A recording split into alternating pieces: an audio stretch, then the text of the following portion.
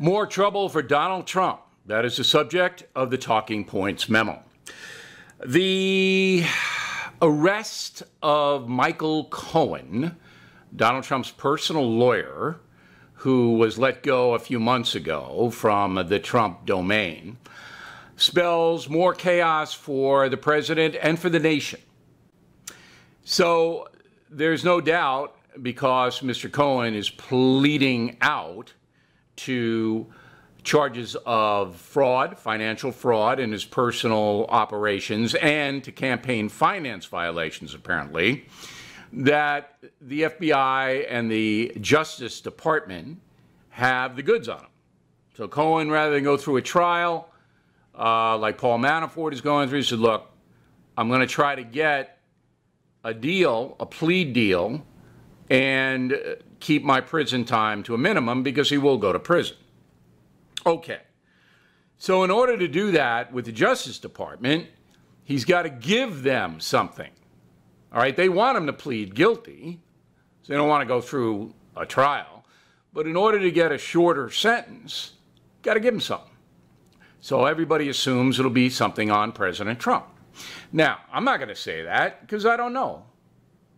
But the heavy odds are, and you'll be hearing that all night long on cable news and the network news, that Cohen will say Trump did stuff, whatever that may be.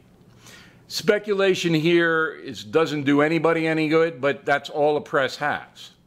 You can't do anything else because you're not going to know for a while. It'll leak out because the Justice Department's leaking all kinds of stuff out about Cohen. The U.S. Attorney's Office in Manhattan has been in regular touch with the press, dripping stuff out. So it'll come out what Cohen is telling the Justice Department. Now, here's the real fascinating thing. President Trump runs the Justice Department. And the Attorney General, Sessions, didn't recuse himself from Michael Cohen. Sessions is in charge of the investigation. So you would think that Sessions would be informing President Trump about what's happening because the president is innocent until proven guilty. He's an innocent man right now in the eyes of the law.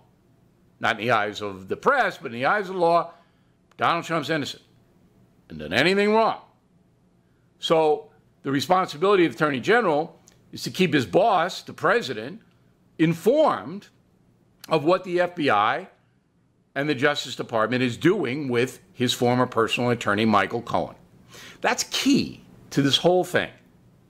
So we have to assume that Donald Trump and his attorneys know what Cohen is going to say. And they know what evidence the FBI has amassed against Cohen. You have to assume that. If that didn't happen or isn't happening, something's crazy in our system. Now, that's nothing wrong with that because the president is in charge of the Justice Department. He's in charge of all departments. So he has a right as a president and as an American citizen, because he hasn't been accused of any legal wrongdoing by the authorities, just the press, and that's nothing, okay?